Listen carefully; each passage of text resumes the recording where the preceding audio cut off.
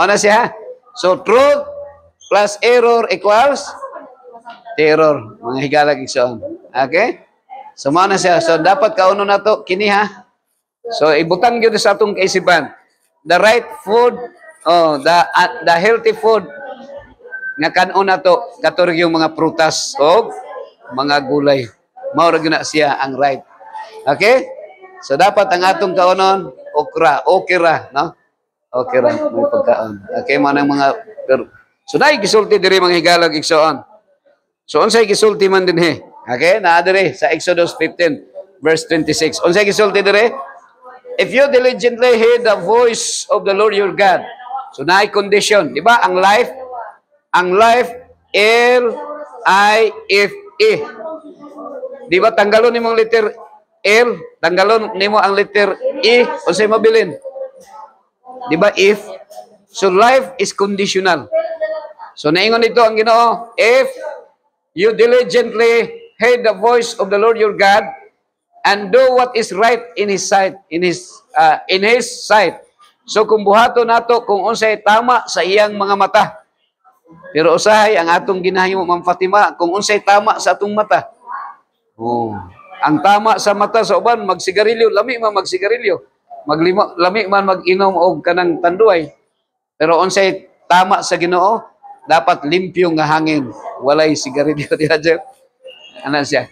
Give ear to His commandments and keep all His statutes. Pamatian nato ang iyang mga sugo o sundo nato ang iyang mga tulumanon. Pero kita usay magbuot-buot ta. Ang God's principle na giyon ayaw pagpangawat, ang tao mangawat. Ang God's principle na giyon ayaw pagpatay, ang tao mo patay.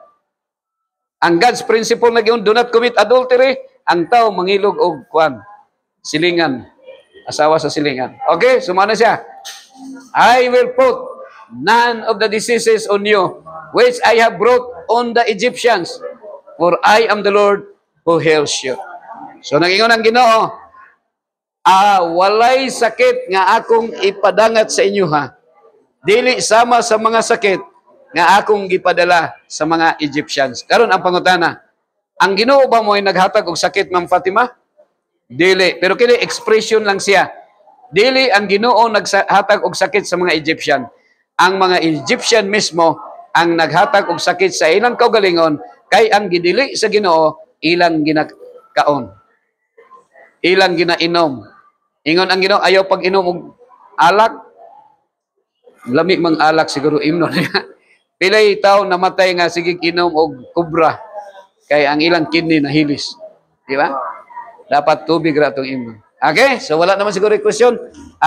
Any questions? Tingnan na mo pangutana, Ma'am Fatima.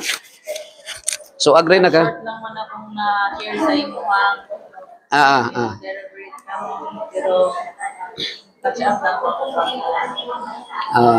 Ikaw, Jer, naabag kay ni kuan man ka sa una, niingon man na yung nga bias. Actually, sultihan na ko ha. Tanang mga tao, yes, good ang answer, kasagaran, pero mausab lang kung madunggan ninyo ang akong gisulti. Sa unang panahon, mo dito. Ang sa karon, ay mo ako yes. Kay ang butang ipagod sa ato, nga mo yes ko, kato mga pagkaon nga ginatugot sa Ginoo. Kali kay, kung ato kung subay ng Biblia, ang una yung original mga pagkaon mo ito mga utanon. Gulay. Original yun. Kasi mag-apos ta. Ano siya ha? Kada people's idea lang siya, Ma'am Fatima. People's initiative ka ng pagpatay o karabaw. Luoy ba ya? Ako nakapamalandong ko kay dito man mi sa Middle East lagi. Mga 2 weeks mi dito sa Israel. Sa Egypt. Kita na ko kung unsa nila ka mahal kay ni love kay nila ang camel. Kay nagsakay man may camel. Ang camel mas murag pug kabayo, usog man pud mudagan. Ingon sila, mas mahal pa sa tao ang camel. You can just imagine ha. May pay tao daw maligsan kay mabayran pa dayon ang hospital pa. Pero ang camel dako kay na kay because sa ila camel is life. Kay mao na ilang mga sakyanan sa desierto. mo isumpay sa kinabuhi. Sumpay na nila kay kung ang desierto man gud, Ma'am Fatima, pareho kadako sa United States of America ang desierto dito nga ang imong makitaan puro lang bato, balas. Only camel ang makasustain pagpuyo diha. Ug ang mga Bedouin people na mga tribal, mga Bedouin tribes, dito sila nabuhi sa kuan, gikan sa Saudi Arabia, gikan sa Arabia, naabot sila sa Egypt, isa sa Israel. Dito sila nabuhi sa desierto. Kanya ang camel mo ay pinaka life nila. Pero pila sa to ang mga Pilipino nga wala nakahinuklog ana. Nga ang karabaw dali ra kayo ihawon. Pila na lang karabaw nga nabilin karon diri? Population sa karabaw. Pero sa mo sa Sige, guwa na ka. sir, dili na namo ginapatay ang karabaw. Mo gani, oh. Gamitong pag-ugmat sa uma. Mo gani oh. Mo gina. Ang uban siguro internet lang ang makakita karabaw, no? Sa internet na lang. Ingon ana ang pagka-cruel nato.